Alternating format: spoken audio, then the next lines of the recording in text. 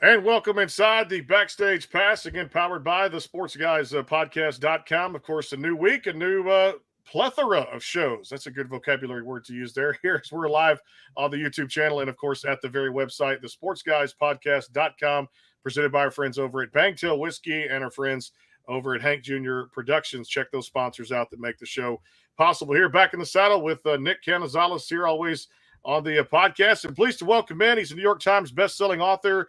He's sharing the untold story in the new memoir, The Faith of Elvis, a story only a brother can tell. That's right. He's a stepbrother of the legend Elvis Presley, and the new book is out on your major bookstores today. Billy Stanley joins us here on the program. Billy, how you doing? I'm doing great, man. Thanks for having me on the show, Brandon. You too, man. I appreciate you being here, brother. And well, let's start right here because everybody that knows Elvis knows rock and roll. Right. You know him very well, obviously being the stepbrother there. Let's talk about this project, first of all, the book. I know you've done several books in the past, but right. I love it. I've gotten to read about half so far right now. It's all the listeners out there. But it's amazing that you're telling it from your perspective, a story only a brother can tell. Right. Fill people in as to why this project was a good time to put this out, because there's a lot of things in there, Billy. And for me, there was a lot of like, wow, head scratchers. Like, wow, I didn't realize faith was this positive in Elvis's life. But there are some stories now, and people need to go get this book like right now, because this is telling some things only from your perspective that you can get details out there that maybe a lot of the public didn't know about the Rock and Roll Hall of Famer. Right. Well, it all came about, I'd have to say, and you haven't got to this part yet. In 2018, I had a heart attack, stroke, and seizure, and I was dead for 10 minutes. Wow. While I was dead, I experienced what a lot of people call a near-death experience. I call it a near-God experience because I was there, and heaven, just to let you know, heaven is real. While I was there, I saw Elvis, and it was like he welcomed me. But the first part of it is just I was sitting there watching TV, and the next thing I said, I got to take a nap, and the next thing I know, I'm standing in heaven. I don't remember any of the convulsions and everything else that happened to me while I was sitting there on the couch. So as I was in heaven, the first thing I was looking around, I was going, I've never seen this many people, but the first thing you feel is this overwhelming sense of love like you've never felt before in your life. It's euphoric. It's just like, wow. And I started looking around at all. It was so crowded. I saw all these. I've never seen that many people before in my whole life. And I was looking around, and I saw the city of gold, and somebody said, that's where you're supposed to go. So I started walking toward it, and there was a figure standing in front of me. And I didn't know who it was until I got up. He turned around, and it was Elvis. And my eyes got real big. And and the great thing about heaven is you don't have to use your mouth to speak. And he just said, hello, Billy, it's great to see you. And he gives me a hug. And I stepped back, and I'm about to ask him a question, but then all of a sudden it started getting dark. It was just closing in around his face. And he just looked at me and said, tell my family, tell my friends, and tell my fans. I love them. I'll see them when they get here. Then I heard a voice say, no doubt, no fear. I know who that was. That was God. And I came to, and everybody was standing over me. And I was going, what's going on? I mean, my chest was hurting a little bit, but that's because my daughter was giving me CPR. Mm-hmm. And so my ribs were sore. I said, I was looking around, and I said, I got to get up. And they said, no, the paramedics are on the way up. I said, what do you mean? They said, just lay there. So I went they put me in the ER, and then they put a stent in my heart. There was one artery called the Widowmaker. Yeah. So afterwards, they told me what happened. My wife said, okay, this is what happened. You suffered a heart attack, stroke, and seizure. And I went, wow, okay. So I had this, the memory, but I didn't share it with my wife or my family or anybody for almost 2 months. That it just kept processing in my brain. I kept praying, what should I do with this? And finally, it was, God said, share it. So that's how this book came about. It was all that. That is amazing. When you told them about your experience, your family, your wife, yeah, what did they say? What was their first reaction? Wow, really? What's it really like? Words can't describe how great it is. I mean, heaven just is not a great word to describe it. It's better. Trust me. That's amazing. Just hearing that, man, just makes you Wow. you're right, almost euphoria just talking about it here on the Backstage Pass. Hey, I wanted to do this because I loved from the book there, the Christian faith. He was very, very close to his mother. We all know that. Right. And that faith led to some deep influence on his music, his films, his relationships, a commitment to his family and his fans, and things like that. Kind of take me through a little bit, Billy, on and this is where I say people need to get the book to really understand kind of what's going on here, telling it from your perspective. But that faith that maybe people didn't see because of the limelight, the fame, the fortune, things like that. Talk about that. How much faith held a huge influence in his life. Well, a lot of people, they have a lot of questions because they saw how he loved everybody that came across, and they saw his generosity. They heard about it. It's legendary. Where did all that come from? It came from the Bible, because he read the Bible all the time, and it clearly says that in there. And I mean, I kind of make a little bit light of it, but he was the most generous giver I ever met in my life. I mean, there's stories of him, just giving cars to people he didn't even know, money. I mean, that's just the way he was. He was raised in the church. When I was growing up, Vernon, which was my stepfather, Elvis's dad, he used to be a Sunday school teacher. So him and his mom and Elvis would go to church pretty much every Sunday. And that's where he got into the music, because he heard the choir singing and he really loved it. Now, the funny thing about Elvis, the king of rock and roll, he only won 3 Grammys, and that was for his gospel music. Mm-hmm. He never got anything for the rock and roll stuff. But people want to know, where did he turn when he was nervous or scared or had problems? He turned to the Lord. He read it in the Bible. That's where he got his comfort. Also, when he came off stage, how he'd wind down and sing gospel songs until the sun come up. Mm-hmm. So that was Elvis there. I mean, most people didn't see that side of it. They would go to a concert. The only time they'd get a little hint of it is, how many rock concerts do you ever go to in the middle of it there's 2 gospel songs? Mm-hmm. And that's what he did all the time. And that was his way of sharing his faith with the fans. But they were usually so wrapped up in what was going on and what they saw on stage, it just kind of went over their head. Just, wow, there's Elvis, So I mean, I hope this book enlightens people. I mean, that's what it's for. Man, to show a different side of Elvis too. Yeah. How different was he? Like you mentioned, a lot of people, when you see him on stage, he's this larger than life character, but then off stage, he's completely different. So was he pretty much the same person, on stage as he was off stage? Or is it just, when he goes on stage, it's like a character, and boy, he's got the crowd in the palm of his hands, and people just love and adored him. Well, he was a lot like he was in the movies. Yeah. Now, and what I mean by that, one time we was coming back from the Circle G Ranch. That's when he used to own down in Mississippi. We'd been riding horses all day, and we had all our, cowboy outfits on and stuff like that. And Elvis said, let's stop and get a burger. So we pulled the car, pulled in a burger place, walked in, and the guy was just kind of freaking out, going, wow, that's Elvis. And yeah. So we went and sat down. He come over, took our order. And there was a whole group of us. There was probably about 12 of us all together. And all of a sudden, we're sitting at our table, and there's a drunk guy walks in, and he takes his order, and then he starts cussing at the owner. And Elvis, just like in the movies, he stood up, and Red and Sonny, his 2 bodyguards, stood up too. Elvis just put his hand up and said, I got it, guys. I'll take care of it. He walks over, and we could hear him talking. He said, sir, is there a problem? He said, yeah, there's a problem. He started cussing. He said, this guy, can't get my order. And Elvis just looked at the owner and said, sir, take care of this gentleman right here first. We can wait. We don't mind. And the drunk, he kind of looked at him, and then all of a sudden he realized who it was. He said, oh, it's Elvis. He said, I never really cared for you. He said, that's okay, sir. He said, he looked at the owner. He said, sir, put his order on my order too. I'll take care of it. I don't want anything from you. The only thing I want to do, and he took a swing at him. Mm-hmm. Wow. Elvis did an outward parry, spun him around, grabbed him by the back of the shirt and grabbed him by the pants and walked him out to the car and put him in the car. We couldn't hear what he was saying there, but he talked to him for just a couple of minutes and then walked back in. And when he walked back in the restaurant, everybody stood up and was applauding, "Yay, Elvis, yay!" And Mr. Cooper, the guy that owned it, come over and said, "Thank you, Elvis." He said, for that, I'm going to make sure, we take care of your food. He said, "No, all I did was take out the trash." So, so that's the kind of guy. He was not that much different than the character that he played in the movie. Wow.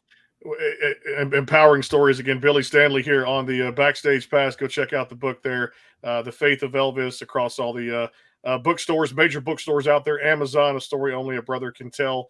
New York Times best-selling authors. We're sharing some Elvis stories here, but folks, you gotta again get this read, because I've had it for pre-order there too, and of course I love getting our stuff in advance. But this is a must-read for you guys out there who may not know, as Billy said, this side of Elvis here. Let me ask you about this when it comes to the latest movie that came out with Tom Hanks playing Colonel Tom Parker and Austin Butler depicting Elvis Presley there from the 20 years that Colonel Tom Parker spent there. I wanted to get your thoughts and kind of the illustrations and what this movie was depicting out there for all of his fans. What were your thoughts of this cinema? Okay, well, now you're asking somebody that was there. So let me just say this: it really doesn't matter what I think of the movie, as long as the fans enjoyed it. What I saw was not an accurate portrayal of the guy I grew up with. The first thing was Vernon was not as ignorant as they portrayed him in the movie. And Elvis would never have talked to his mother the way they had him talk in the movie. No. So, so if the fans enjoy it, that's great. But it was okay. It was entertaining. I'll say that. Yeah. Let me ask you this: writing the book, and did how much the memory started kind of flooding back, and just I'm sure there's a lot of great memories over the years with him. And what were some of your favorite stuff, and how big was that? Writing this and just remembering and going back in time of all the great times you guys had. Well, that was the great thing about this book, is because that's all I went through, is just all the great positive memories that I had growing up with it. So it was a real pleasure working with Kent on the book. But as far as reliving the stories, I do it every time I talk about Elvis. I relive it. It's like it happened yesterday.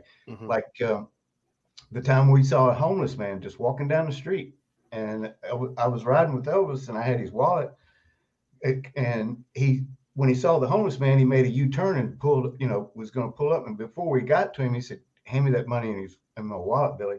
Now, when I talk about Elvis's wallet, it was so thick you couldn't bend it. That's how much money was in there. I said, "How much?" He said, "All of it." Okay, so I handed it to him.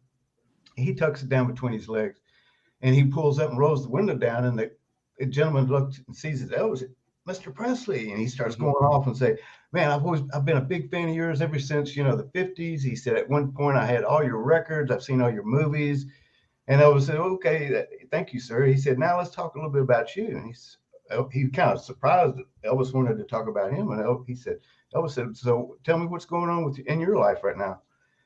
And the gentleman said, "Well, it's a little rough right now," but he said, "But my luck's going to change." He said, "I'm walking down to the unemployment office now, and I'm going to get another job, and I'll be able to get all your records and stuff again."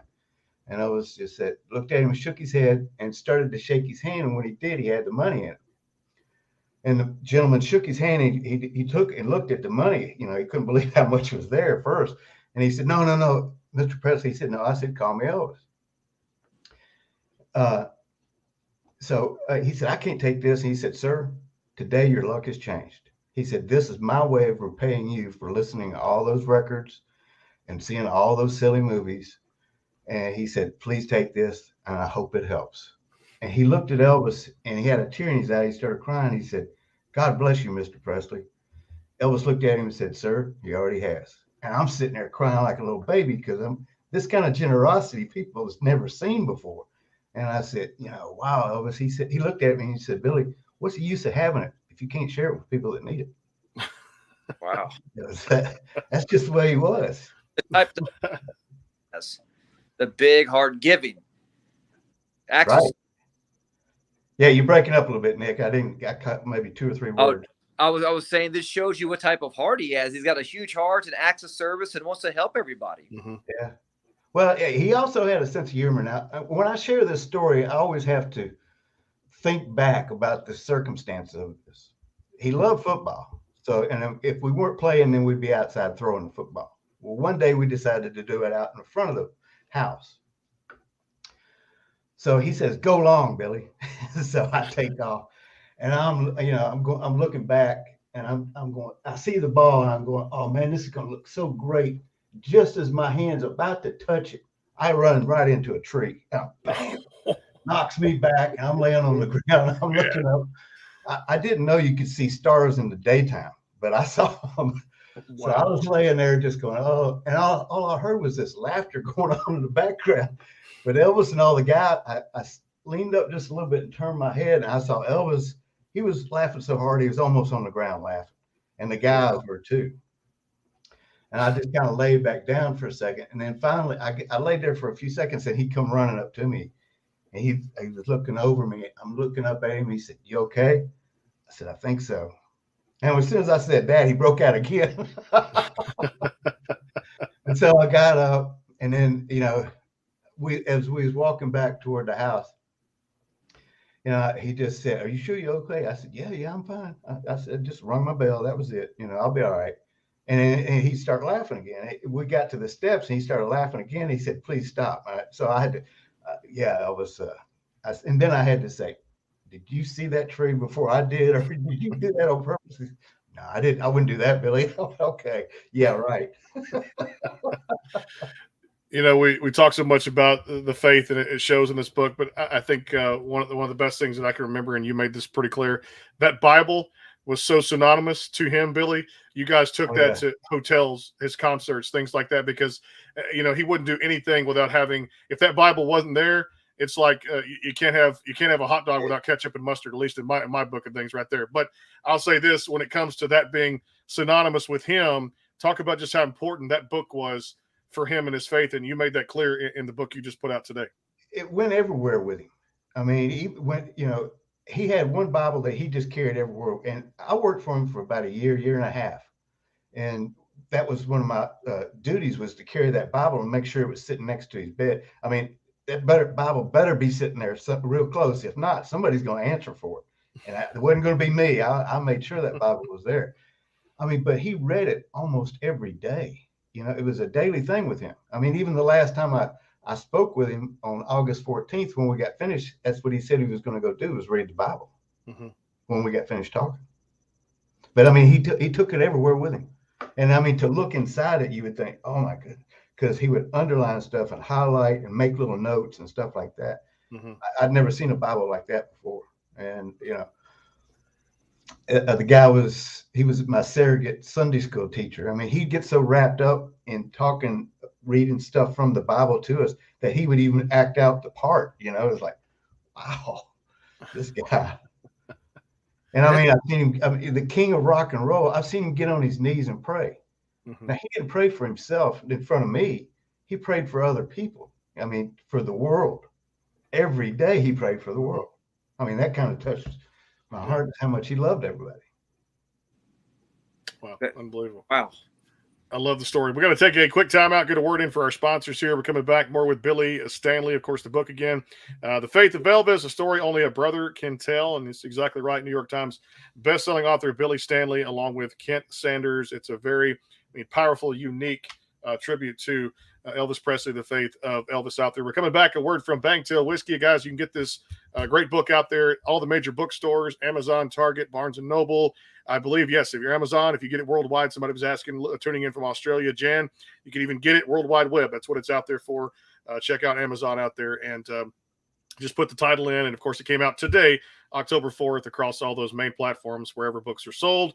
Make sure you do that and check out this amazing, amazing read. We're coming back here more with Billy Stanley. It is the Backstage Pass, a word from our sponsors. Coming right back. Stay tuned. The Bangtail pour is comprised of a sweet corn mash base. The front has a subtle sweetness and not too sharp. It has notes of a medium char or white oak for a smoky flavor in the middle, and the tail has a super smooth and warm finish. Go behind the scenes with some of the biggest artists in music today with the Backstage Pass, powered by the SportsGuysPodcast.com. Join Brandon Morrill and his co-host Kirsty Krause as they talk to rising stars and legends about their music careers. Listen to their latest tracks and learn fun facts about the men and women behind the music you love. And be sure to tune into the Backstage Pass Monday through Friday from 3:30 to 6:30, powered by the SportsGuysPodcast.com. And welcome into the Backstage Pass. And back here on the show again, it's Brandon Morrill, Nick Canizales here. It is the Backstage Pass. Of course, coming up next week, we got a great lineup for you. Texas country artist Pat Green is going to be on here. And, of course, two more great legends. Lori Morgan's going to come on the program here. You know her from classic country music. And, of course, one of our favorites from the 90s into 2000s. We're going to talk to Joe Nichols here on the Backstage Pass again, powered by the SportsGuysPodcast.com. You can check it out on the YouTube channel. And, of course, welcoming in our guest of today, Billy Stanley, joining us here. Make sure you guys go check out a wonderful, wonderful read out there, The Faith of Elvis, a story only a brother can tell.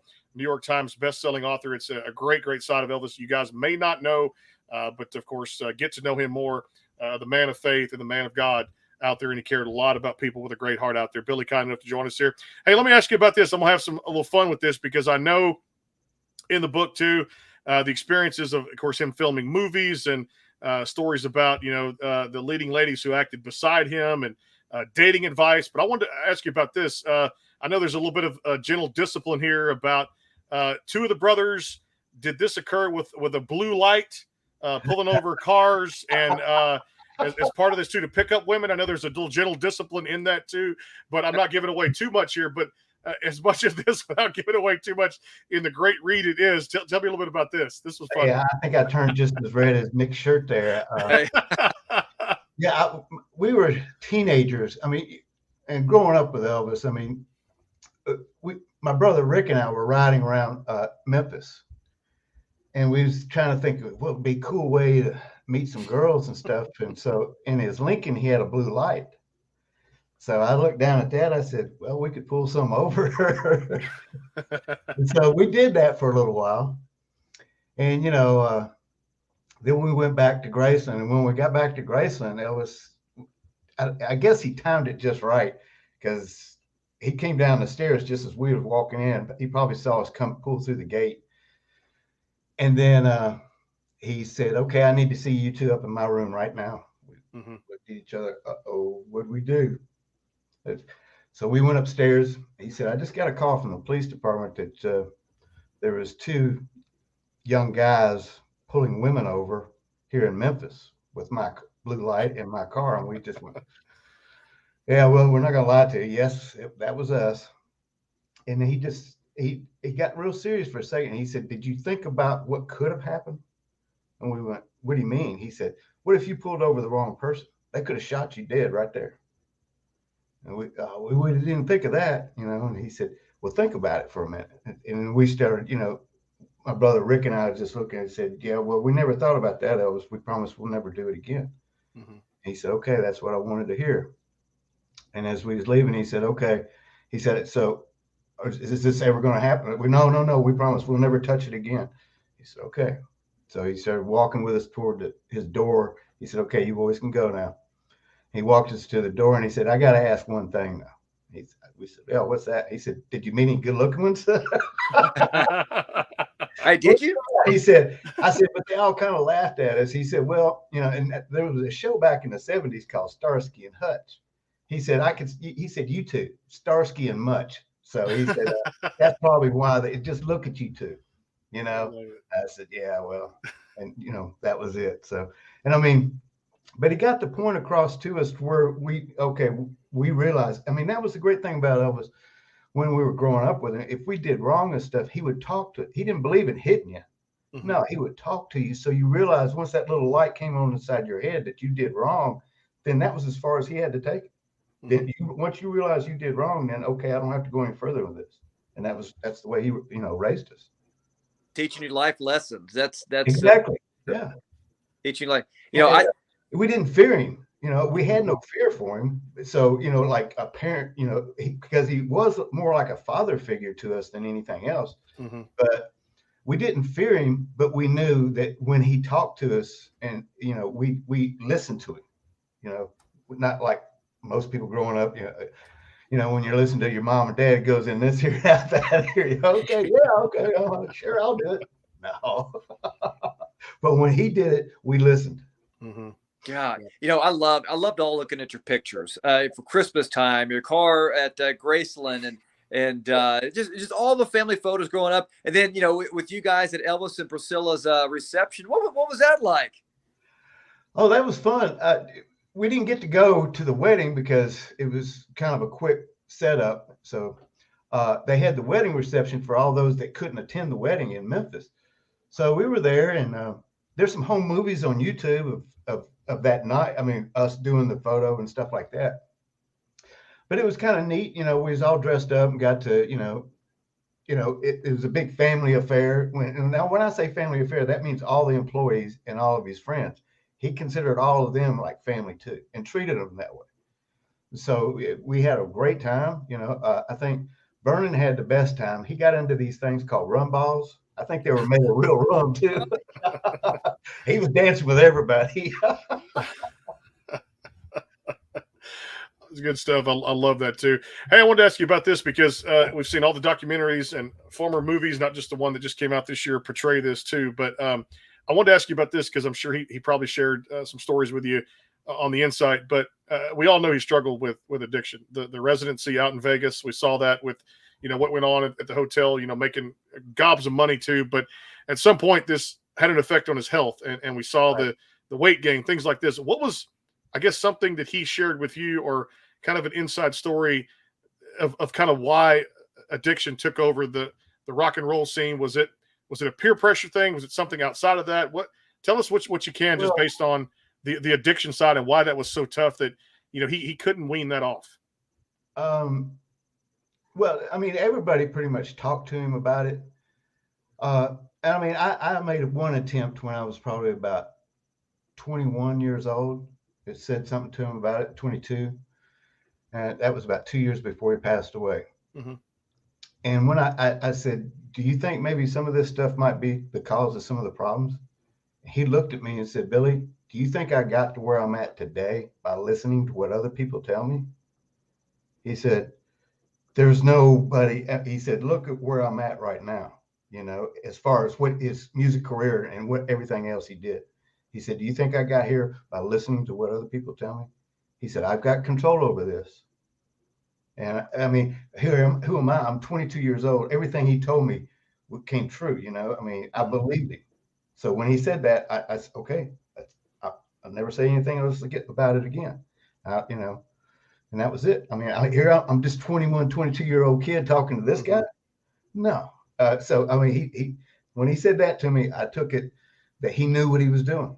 I mean, because he said so. I mean, now I know more about addiction now.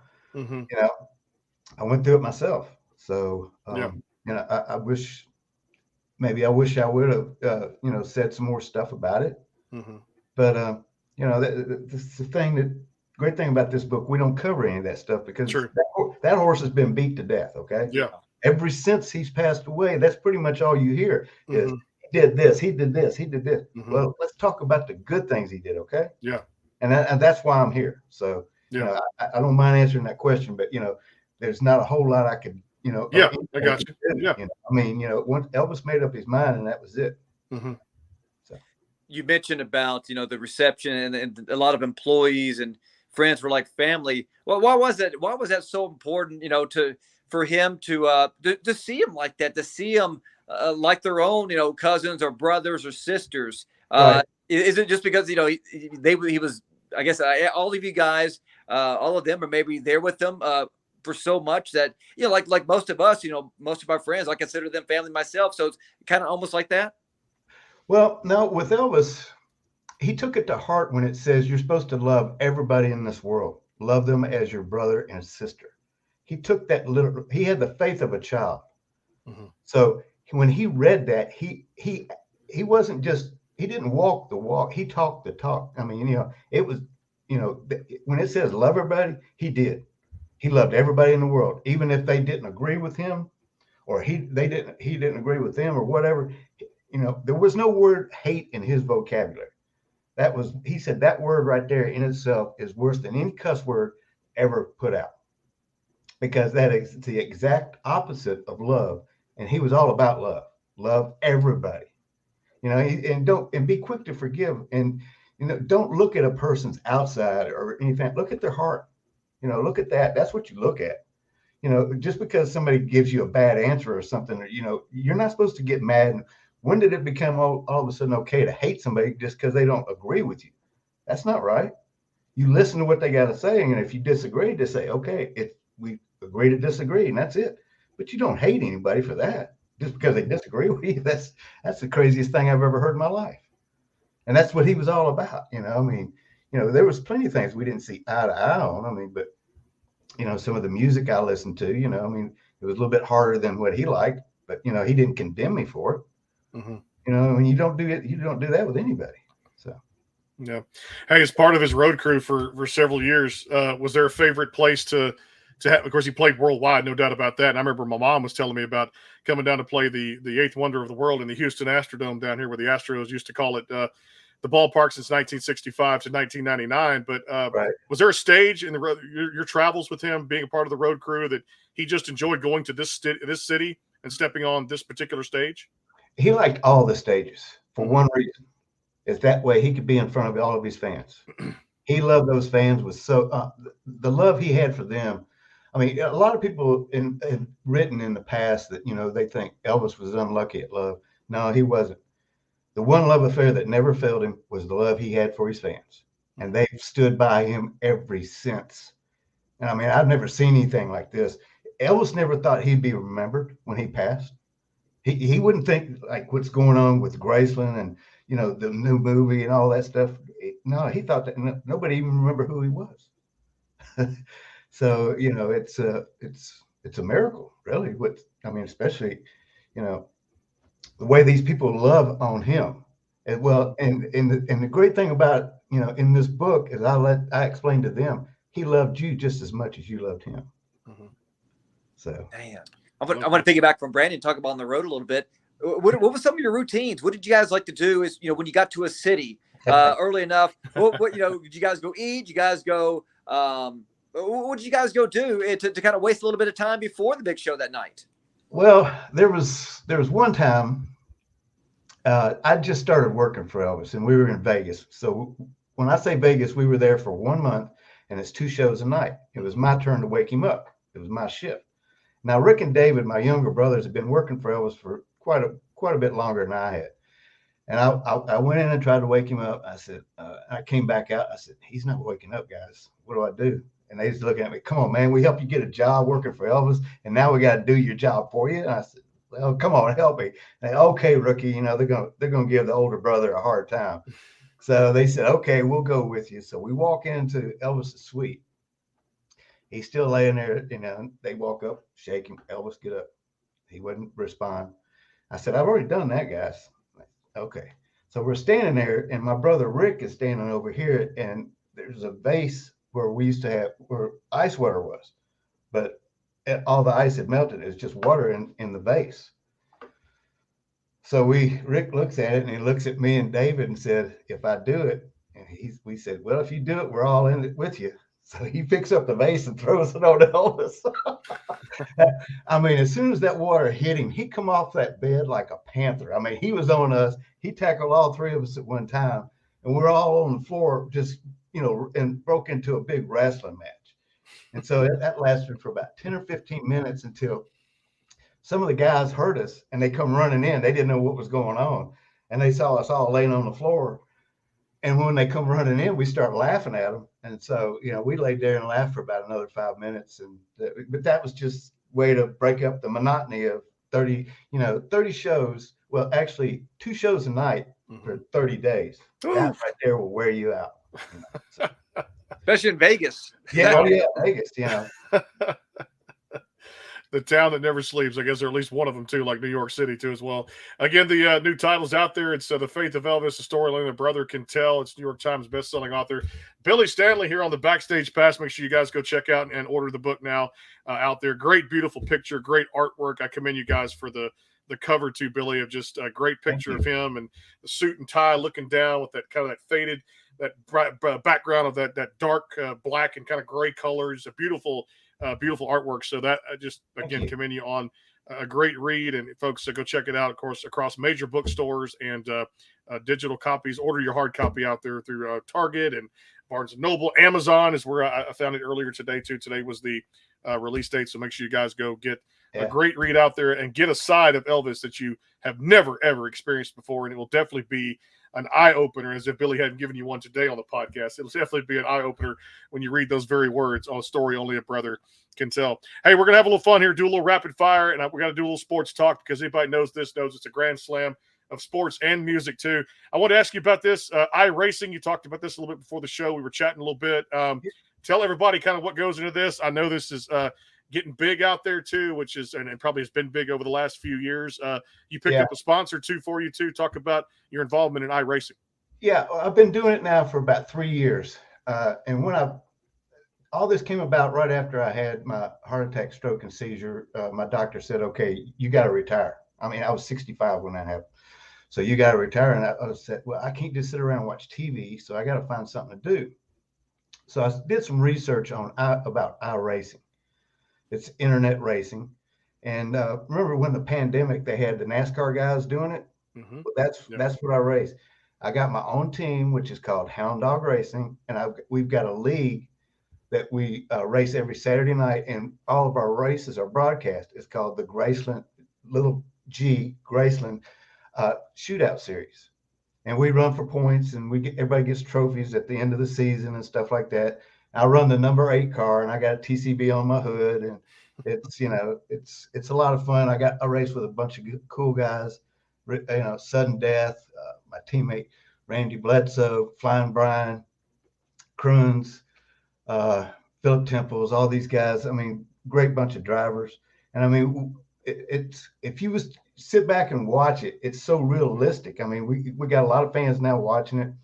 We're having a contest this season that whoever wins the contest, there's going to be 3 winners, will get an autographed copy of the book. So nice. I like that too. So, we try to get the fans included in as much of it as possible, because it's all about entertainment. I mean, so I learned a little bit about entertainment from the greatest entertainer in the whole world.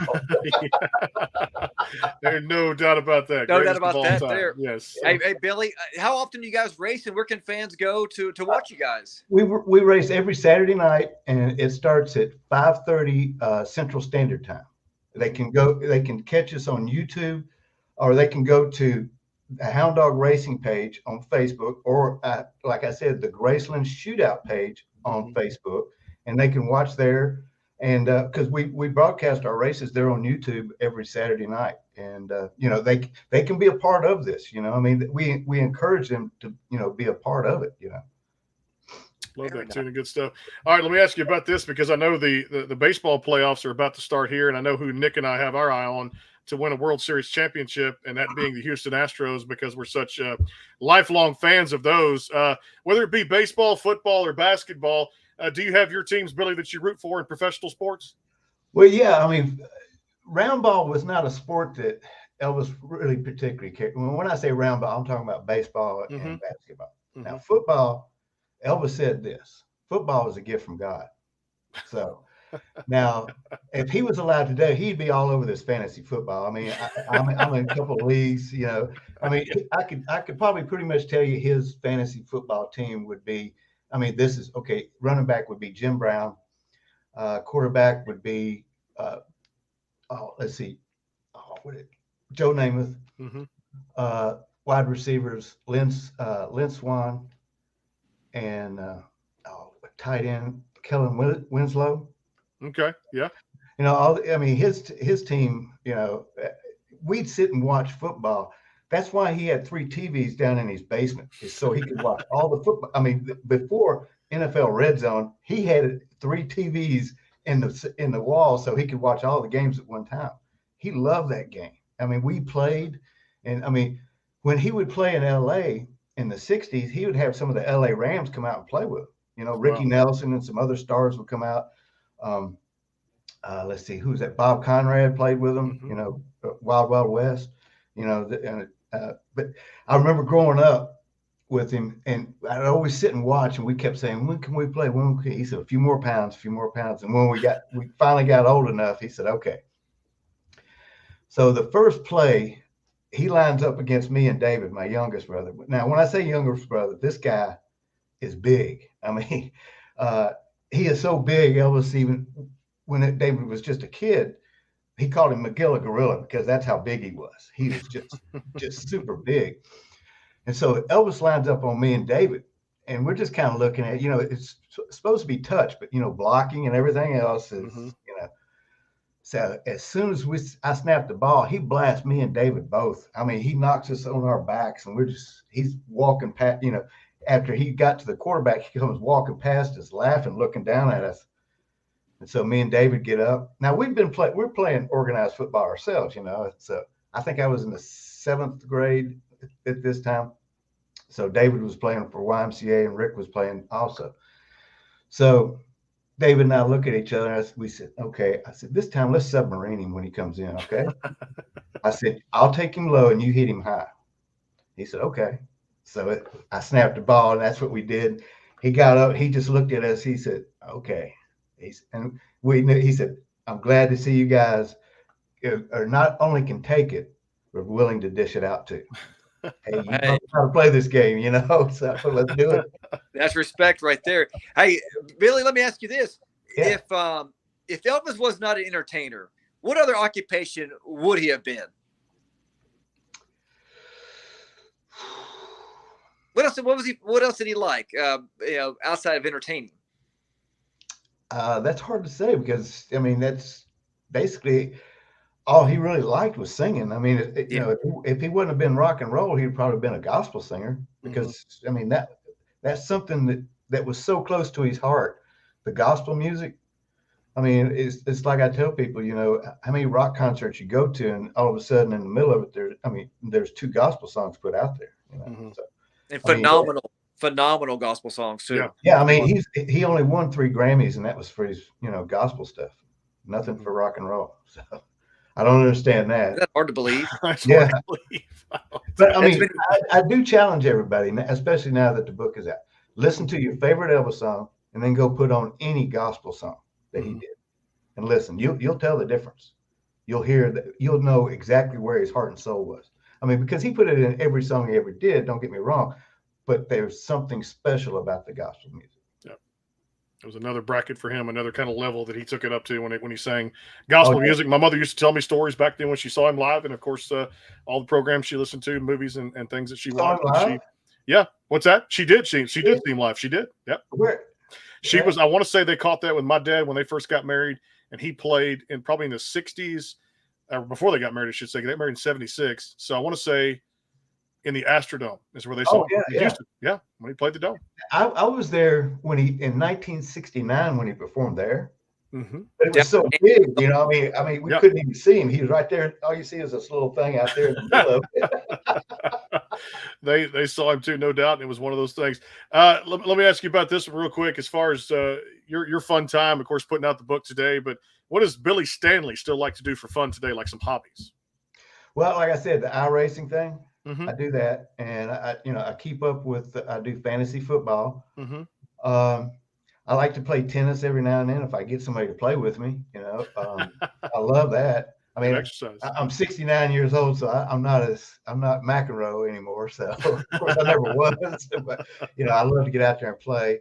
You know, my wife and I, Liz, we love listening to music, all kinds of music. She's got me listening to classical music.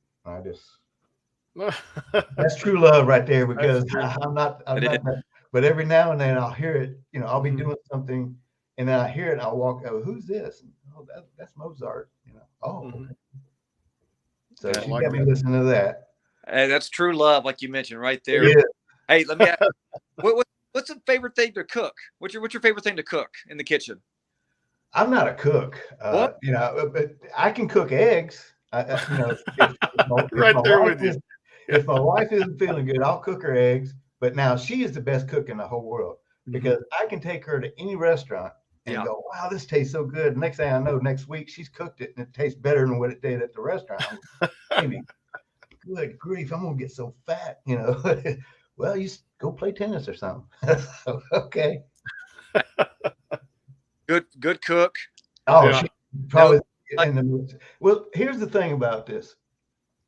The 2 days before Elvis passed away, he and I had a serious conversation.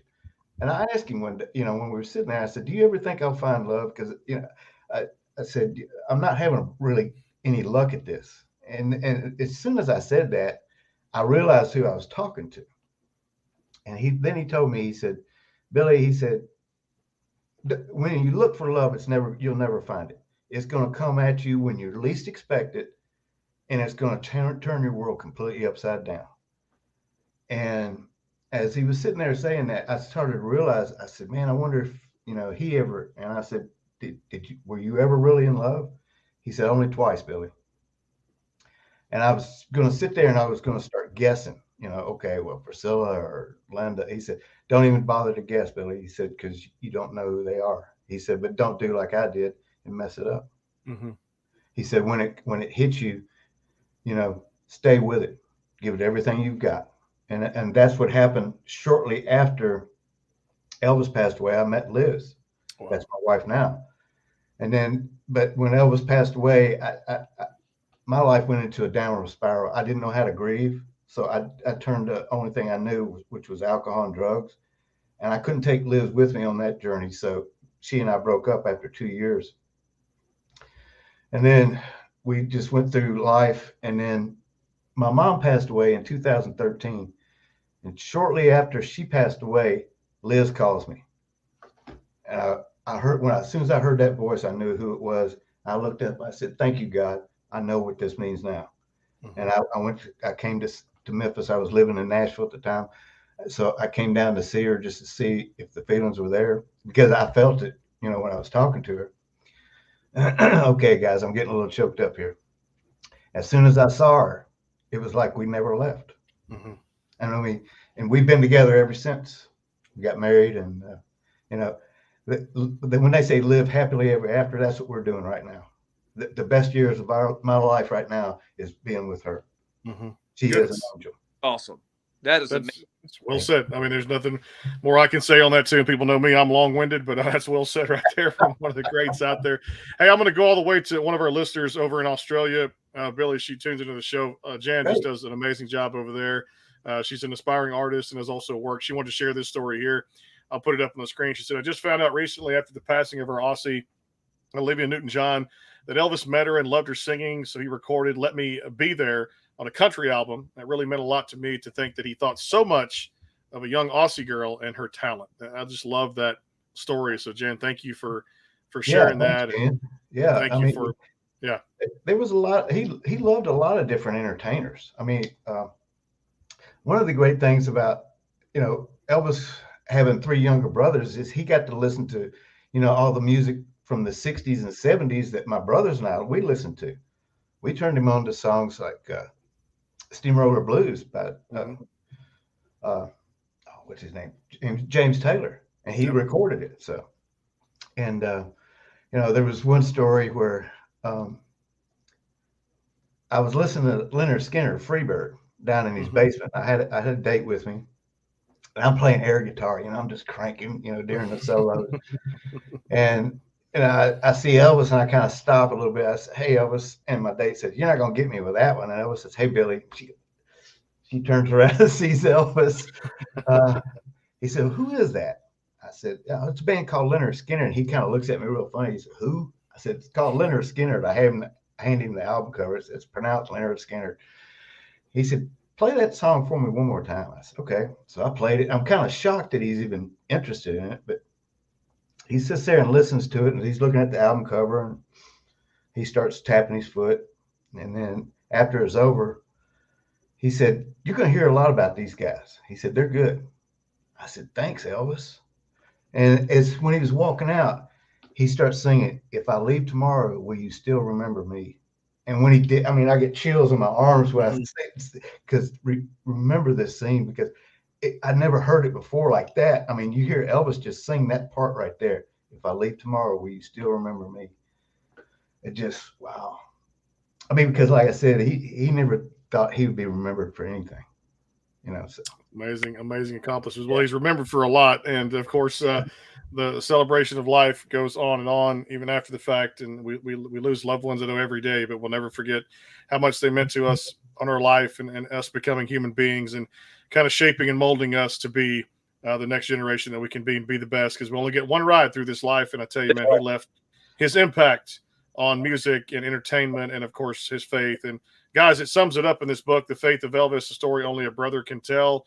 New York Times best-selling author Billy Stanley, focusing on just his Christian faith and, of course, his love for the gospel out there, too. Billy, appreciate the time. Great visit here on the podcast. Looking forward to catching up to I know the book's going to be a hit out there, of course, available across all major book outlets out there. You guys check it out, Amazon, Target, Barnes & Noble, where you can find books. You can pick this up out there. Sure appreciate the time. Thanks for dropping by. Hope you had a great time sharing stories. And the book's a hit. Hey, Brandon, Nick, it was great meeting you guys. Hey, have you got a little bit of advice for fantasy football right now? Well, it depends on who your quarterback is. Yeah. Who's your team right now? Well, Trevor Lawrence is my starting quarterback this week. I've been playing Kyler Murray, but Kyler is just. You see my hat here too. Yeah, so it's I'm I had higher hopes for him this year than what's happened, because I was going, Kyler, he chewed him up last year, but he's not. No, I would play Trevor because the Texans and the Jaguars play this week, so playing Trevor against not a very good Texans defense is definitely because Kyler playing the Philadelphia Eagles. I wouldn't start Kyler this week. So what's happened to the Oilers? I mean, not the Oilers, the Texans. I mean, yeah, because that was a pretty good team. I like the Texans. They were. I like the Titans. I'll tell you what, though, the Texans used to be called the Oilers. Houston Oilers, yeah. Yep. Hey, give the Texans a couple of years; they'll be pretty good. They have a good core, a lot of young talent. They got to find themselves a quarterback. I don't know if Davis Mills is the answer. But give them a couple of years, they'll be pretty decent. Yeah. Now, my wife picked up that running back now. Pierce. Yeah, I like that. Pierce. Oh, man, he is real good. Yeah, and I'll say this. I got a back named Nick Chubb for the Cleveland Browns, and that's won me several weeks. I think I'm 3-1. I've got 4 leagues going on right now. I was actually, for the first week, I ran the table, and I went 4-0, but I've got Stafford in one league, and, of course, it never hurts to have Patrick Mahomes. If you can ever get him in your draft, that's I have Lamar Jackson. So Lamar Jackson's been crushing it for me. Oh, well, yeah. I mean, the guy in our league, he's got Lamar. I mean, he's beat everybody like a drum so far this year. It's like, good grief. I'm glad he's starting to light it up, though. I mean, more power to him. I did pick up J.K. Dobbins, though, this week. So there you go. Hey, go Cowboys, too. Go Cowboys. That's people I like the Cowboys. The Cowboys defense, man, has really been saving me. It does. It looks good out there. Well, I tell you, and J.K. Dobbins, you mentioned another Texas boy down here from LaGrange, Texas, and, of course, played college football there at Ohio State, too, as well. So a lot of people don't know he's from LaGrange, Texas. Like, great running back, too, at the same time. Well, I tell you, Billy, it's going to be a great read. It has been for me. I'm going to finish my other half of it, and then definitely people out there, make sure you go check out the book, The Faith of Elvis, a story only a brother can tell, written by New York Times bestselling author Billy Stanley. We'll see you guys tomorrow on the Backstage Pass, Thursday, Friday. Next week, big lineup, Pat Green, Joe Nichols coming by here on the show. Looking forward to talking to Joe with all the main hits. And, of course, there is a sighting out there. I see it over the horizon. Lori Morgan coming by here on the Backstage Pass here in a few weeks. So be on the lookout if you like classic country. It's right here on the Backstage Pass. We'll get to display it. For all those that make it possible, thanks to Bangtail Whiskey. We'll see you guys soon. And also to Hank Jr. Productions tomorrow on the Backstage Pass, powered by the sportsguyspodcast.com. We'll see you soon.